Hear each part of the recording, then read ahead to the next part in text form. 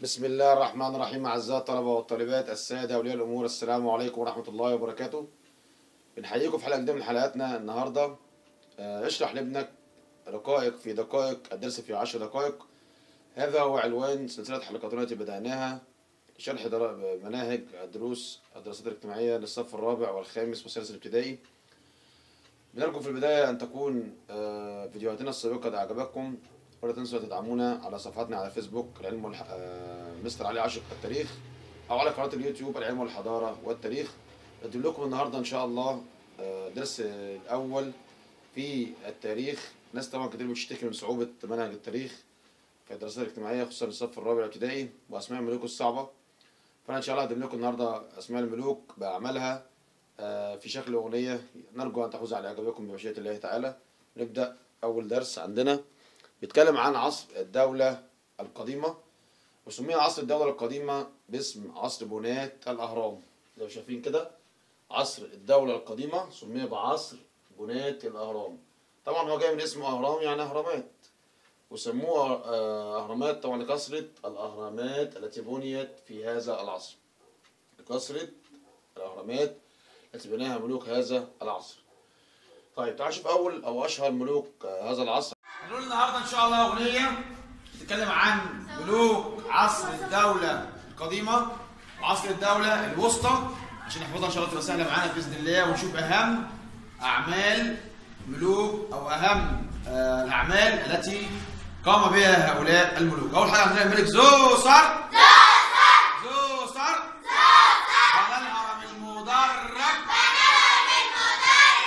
بنى الهرم المدرج. وقلنا بما تفسر تسمية الهرم المدرج بهذا الاسم، قلنا عشان هو بيتكون من 6 منصات فوق بعضها بما أعطاه شكلا مدرجا، وسموه زوسر عشان هو اسمه، عشان اللي بناه أو اللي عمل اسمه زوسر، وسموه هرم سقارة عشان اتعمل في حتة اسمها سقارة في الجيزة. طيب خوفو بنى الهرم الأكبر. قلنا بما تفسر يعتبر الهرم الأكبر إحدى عجائب الدنيا السبع القديمة. قلنا لضخامة حجمه وبراعة تصميمه.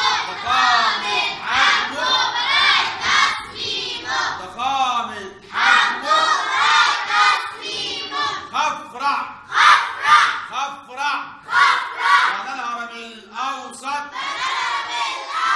بنى الهرم الأوسط.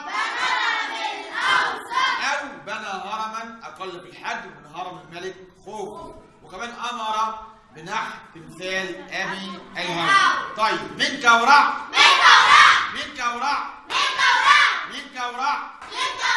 بنى الهرم الأصغر.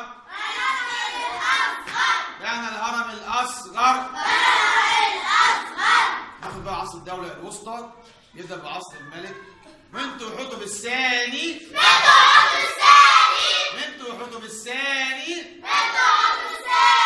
وحد البلاد. خلى طيبة عاصمة للبلاد. منتو حتب الثاني.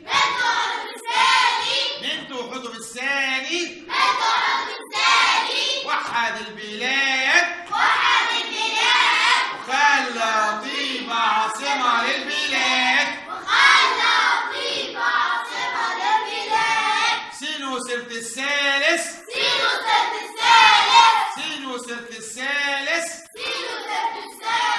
حفر قناة سيزوستريس.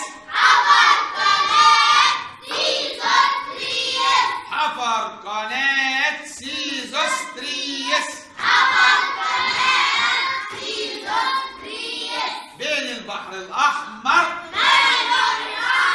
ونهر النيل.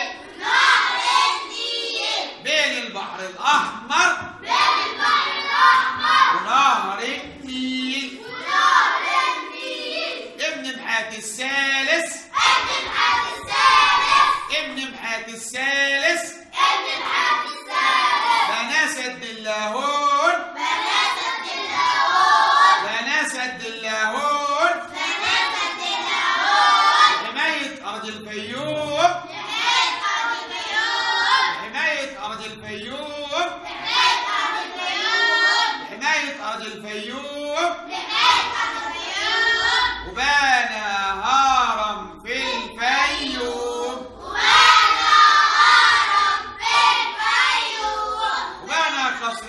التيه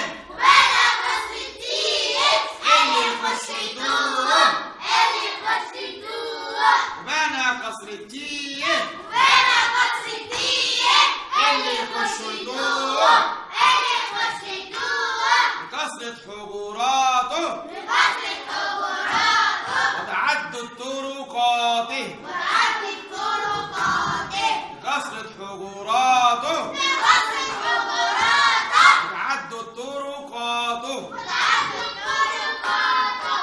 ده كده خدنا الملك زوسر، الملك خوفو، الملك خفرع، الملك منكورع عصر الدولة القديمة. عصر الدولة الحديثة الملك الدولة الوسطى الملك منتحتب الثاني، الملك ابن محاد سلسلة الثالث، الملك ابن محاد الثالث. عرفنا برضو ان سميها عصر الدولة القديمة بعصر بناية الأهرام لكثرة الأهرامات التي بنيت في هذا العصر. وقلنا عصر الدولة الوسطى سميها بعصر الدولة أو سميها بعصر الرخاء الاقتصادي لكثرة المشروعات الاقتصادية التي قام بها ملوك هذا العصر واهتموا بالزراعة والصناعة والتجارة، مما عاد على الشعب المصري بالخير والنفع. في عندنا بعد كده احتل البلاد للأسف شمال البلاد الهكسوس، نجحوا في غزو البلاد واجتاحوا مصر بسبب سقوط أو ضعف الخلفاء في أواخر عصر أو في منتصف أواخر عصر الدولة الوسطى، واحتلوا شمال البلاد واتخذوا حته اسمها أواريس عاصمة للبلاد. وخرج من طيبة واحد اسمه سقنن رع، كان متجوز واحده اسمها إياح حتب. سقنن رع خرج ليدافع عن البلاد لكنه سقط شهيدا في أرض المعركة، فقام ابنه كامس، لكنه برضه للأسف استشهد ومات في أرض المعركة، حتى جاء ابنه الثاني الملك أحمس فتشجعت أمه ابنها الأول وابنها الثاني أحمس، وشجعت من قبل زوجها على الدفاع عن البلاد وخروج هذا الخطر أو طرد الهكسوس من البلاد. وبالفعل كان أحمس ذكي شوية، بيفهم شوية، كون جيش قوي، وحد البلاد وعمل حاجة اسمها العجلات الحربية نجح بها القضاء على الهكسوس وطردهم خارج البلاد. وبيعتبر الملك أحمس زي ما بيقول المؤرخين مؤسس عصر الدولة الحديثة، لأنه نجح في طرد الهكسوس من البلاد، كون جيش قوي وإعادة الوحدة للبلاد مرة أخرى زي ما عمل منتحتب الثاني وزي ما عمل الملك مينا قبل كده. وبيعتبر أو بيبدأ بيه عصر الدولة الحديثة. نكمل إن شاء الله.